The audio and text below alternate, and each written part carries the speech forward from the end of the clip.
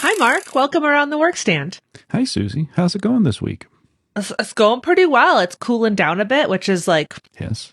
really my thing. Yeah, it was see your breath cold this morning when I was walking Watts. Yeah. I think I noticed I didn't see mine, but I saw my dog's and I was like, oh, okay. Yeah. I just cool. didn't have the right perspective, I guess, of my own breath. Not my favorite time of the year, the cold. Oh. My dog, Watts, he sure loves it. He's a little happier. Yeah. It's not, first of all, let's clarify. It's still like a high of 70. Sure. It's not winter. It's not winter yet, but it's also not t-shirt and flip-flops in the morning. Have to add a little extra layer as we go out. Yeah, that morning time can be a little chilly. My hands get colds. Yeah. One thing I wanted to start with is just kind of clear. We've had some interesting questions, and I think maybe we weren't like super clear about this, but Smarty Tailing becoming Workstand, it's still us. Same ownership, same people, same, But different. Same but different, exactly. Different stuff though, not different people or different company. No, we thought this was a really optimal time to change our name to kind of go with the direction that we're going with, you know? Yeah, and I think the company's evolved. It started evolving right after I got here in 2011 as we added supplier sync and then supplier fulfillment, and then the feature set kept growing and the depth to which we integrated into the supply chain kept growing, and we get to this point of having point of sale features, in-store features. And I mean, it's a line we use, you know, not just e-commerce, all commerce, but that's it. I mean, it really is all the commerce activity that happens in a store now, both in the store and on the websites. That's what we do. Yeah. Really focus on the complete business of bikes. I mean, fortunately, the term e-tailing isn't really a thing anymore. So I don't know that it was a thing for more than a moment, but by then we already had a name. I know. I was like, honestly, I don't know. I was in junior high. I don't know what you want from me. I don't think I was doing a whole lot of e-tailing back then. So no, but it's fine. That's a good point though, and good to make. Same company, same bunch of folks, same. Barbara's team is still answering the phone and answering those questions a million miles an hour. Lauren's team is still. They're doing the account work and keeping websites on track and marketing on the right direction. So it's a good team. Yeah, absolutely. Yeah. And one of the things that comes into that is the new thing, the point of sale part, those features. Mm-hmm. If that system is really good now, what we've released has been super solid. It's going to grow a lot over the next 12, 24, 36 months. But right now, if you're listening to this and you run a store with no point of sale system, and believe it or not, there are a lot of those. And look, there's some good reasons, I guess, not to have a point of sale system. But if you're a store without a point of sale system or an outdated point of sale system, we're ready for you. We're going to be ready for you as we close this year out so that you can start 2024 with a modern way to do business in the store, to track your inventory, to order product efficiently, to make your staff more efficient. And it's there and it's ready. So if you fit that mold, no POS system, outdated POS system, please reach out to us. There's a demo form I'll link in the notes.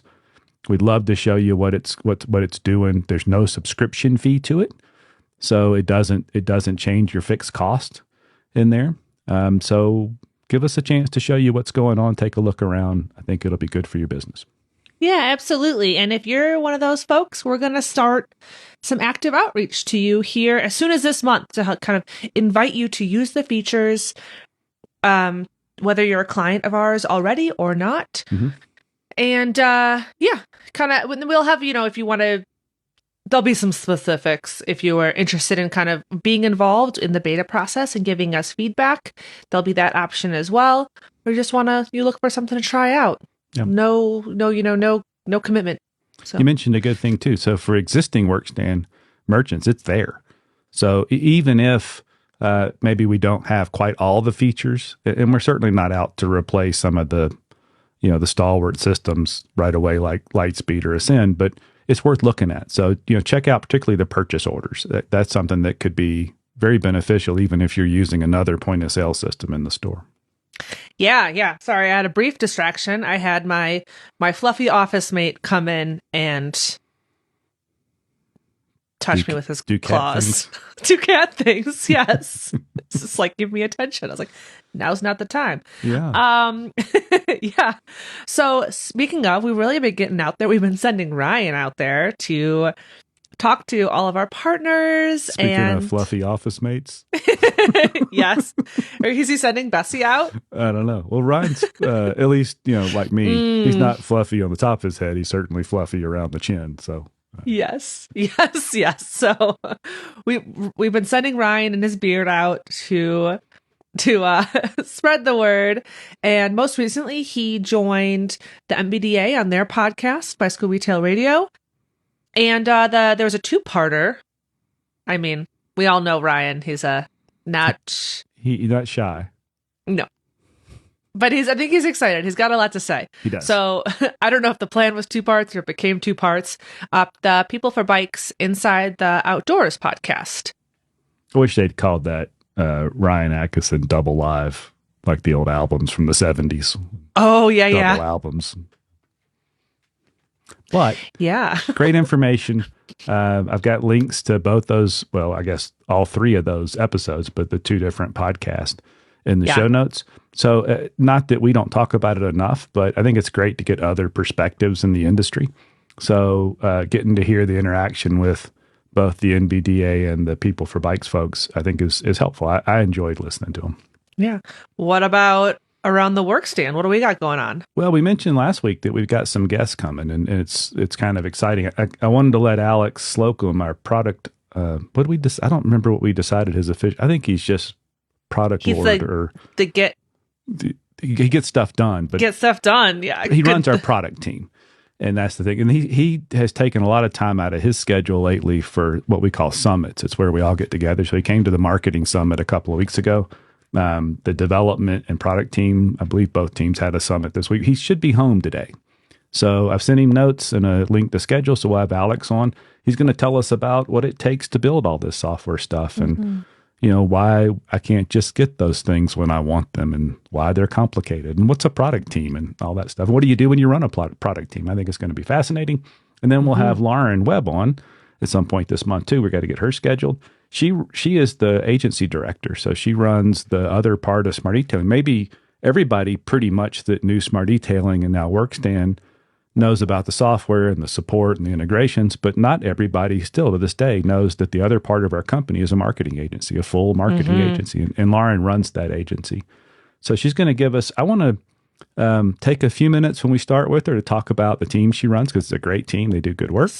But then mostly we're going to talk about holiday marketing and how can you market your business effectively in a challenging environment during the holiday season and win this year, those last 3 months of the year. Yes, absolutely. I'm really looking forward to both of those. We've seen some glimpses of our holiday marketing. I'm very excited. It's beautiful. Oh, it's beautiful. Yes, my favorite. Yeah. Yep.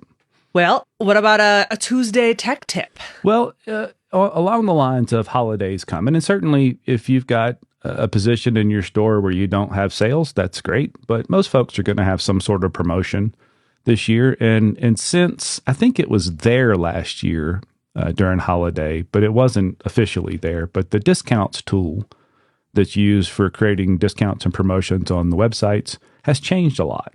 And so if you really only do that stuff once a year, when you get in there this year, it's going to be different.